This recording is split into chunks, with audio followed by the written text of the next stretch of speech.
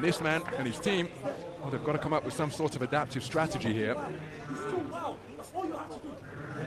The right-hand success for Youssef. But again, flailing shots being slung in by Bugenga. There was the right hand which jolted the head back of Bugenga. As you can see, his chin's way up in the air, his hands not in the on-guard defensive position. And the shots. Some of the action from the second. And there was the wonderful left hand. We were just saying that the defenses of innocent Bugenga became really disorganized. He was trying to fight his way out of trouble, but hands down, chin up is a...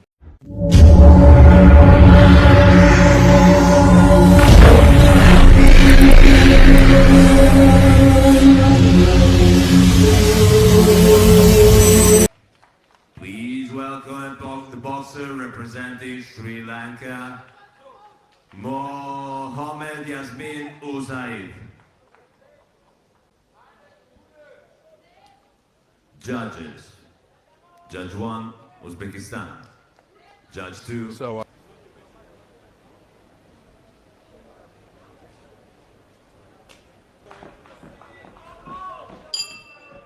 Round 1.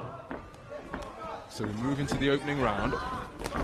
Oh, and what a start by the southpaw wearing blue, 21-year-old Mohammed Youssef of Sri Lanka, part of an 8-man Sri Lankan boxing team, taking it to his 34-year-old opponent, Innocent Bugenga.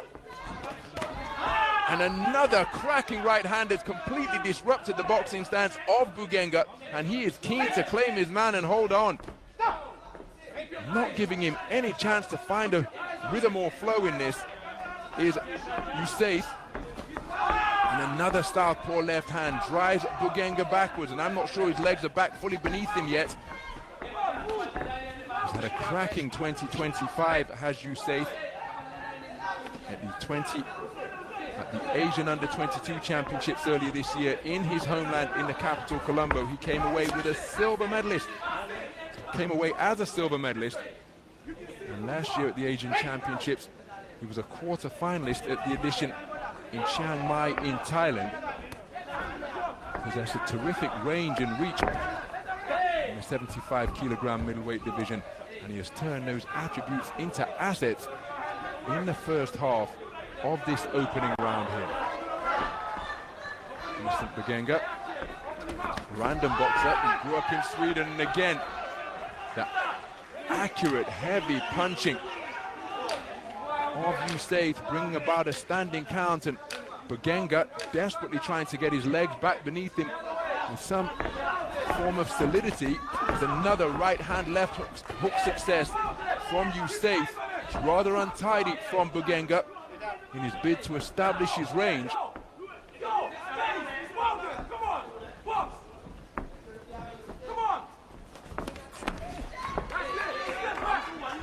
The disparity in height and the length of Youssef's arms. He's trying to lure in Bugenga now.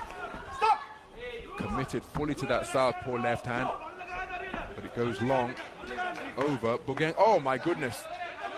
Well, Innocent Bugenga's got real problems here. He's taken an 8 count and he's just been doctor point by the referee. So, for what it's worth, I happen to think that Youssef is clearly winning this round. Of course, Bugenga's got 28 seconds to do something about that. Put on the end of a 2-shot combination that forces him backwards once again. But remember, the standing count isn't necessarily a 10-8 round, but given the dominance that Youssef has demonstrated, plus the point deduction off the card of Bugenga, well see some 10-7. And this man and his team, well, they've got to come up with some sort of adaptive strategy here. The right hand success for Youssef. But again, flailing shots being slung in by Bugenga. There was the right hand which jolted the head back of Bugenga. As you can see, his chin's way up in the air, his hands not in the on-guard defensive position. And there should have been a point deduction from the scorecard of Innocent Bugenga. Round 2. And again, sometimes in IBA boxing, you see the point deduction accounted for in the round where the infringement occurred, or sometimes the point deduction is taken off at the end.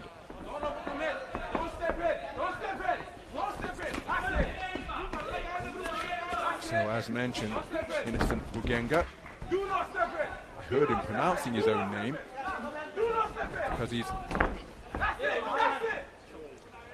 features prominently in footage depicting his own journey. There's a Netflix-style documentary being made called The Long Road Back, charting his journey in boxing. Sounds like boxing makes him feel alive. Fought in Kigali, the Rwandan capital, recently on a multi-nations fight night event at the Zaria Court last month.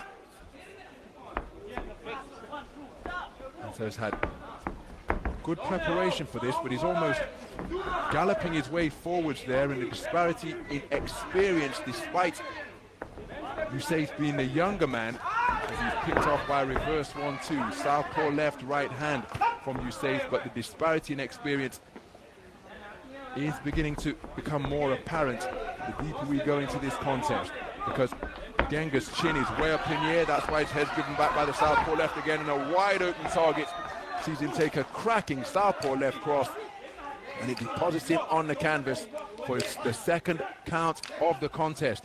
Referee taking a close look into his eyes, and he's allowed the bout to continue just beyond the halfway stage of this second round. So he's got to tighten up defensively here, has Bugenga. You can see, even though he's remaining wide-eyed and concentrated, his chin way up in the air, his hands are down around his pecs, and that is just presenting a whole host of opportunity for an accurate punch pickup like Youssef. Another light left cross through the middle of the wide open hands of Bugenga once again. Have to credit the man's conditioning and commitment. He's staying in there and competing, but his defenses are all over the place. Can he tighten up in that regard, as both men continuing to hit on the break? So this impromptu intermission, perhaps an opportunity for Innocent Bugenga to take in some oxygen, allow his energy levels to recover, and just get his mind back on the job and his tactics together. He's coming forward in altogether more purposeful fashion here now. Chin still a little high for my liking.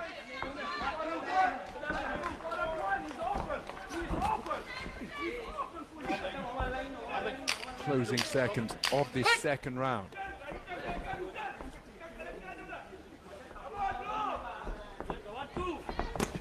Looking to counter him with that southpaw back.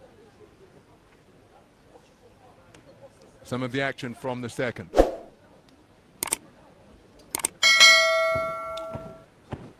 And there was the wonderful left hand. We were just saying that the defenses of Innocent Bugenga became really disorganized.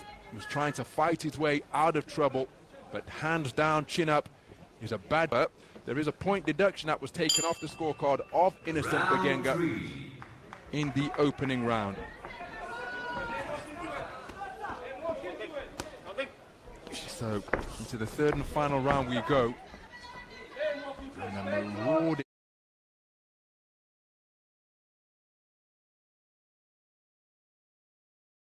long-armed figure of Mohamed Youssef, just seeking to get onto the front foot and back up his opponents here in the early stages of the third. And there's another flashing right hand, and despite being just 21 years of age, the Asian under 2022 silver medalist has accrued plenty of experience during the course of his career. The southpaw from Kandy made his international debut at the age of 15, and here in his first senior world championships, this one of 10 contests in a round of 64, remember, in the 75 kilogram middleweight division. And so providing he keeps his chin out of... Oh, what a right uppercut, my goodness! That is a wonderfully picked punch from Mohamed Youssef, and taking it, remaining upright, is Innocent Bugenga. Credit to him, he's going in search of the big round that he needs in order to get himself back into contention here. Remember, 2 scorecards of 2017, 3 scorecards of 2018, as Youssef just dropping down with a left hand to the body. But that was an absolutely cracking uppercut uncoiled by Youssef. Just beyond the halfway stage of this 3rd and final round here now.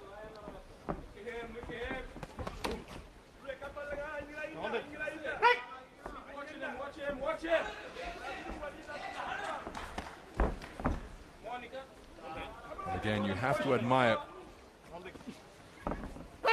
the commitment and the determination of Bugenga. You see, I think that's hitting on the brake, because when the referee is issuing the command of break, Youssef isn't really taking a step back and he's springing straight back into action. Now, of course, the referee's mantra is to protect yourself at all times. Flashing right hand landed on the inside by Bugenga, perfectly illustrating the fact that he is still in there continuing to compete, and he believes that he can find the finishing shot that he needs in the remaining 30 seconds and change of this 3rd and final round.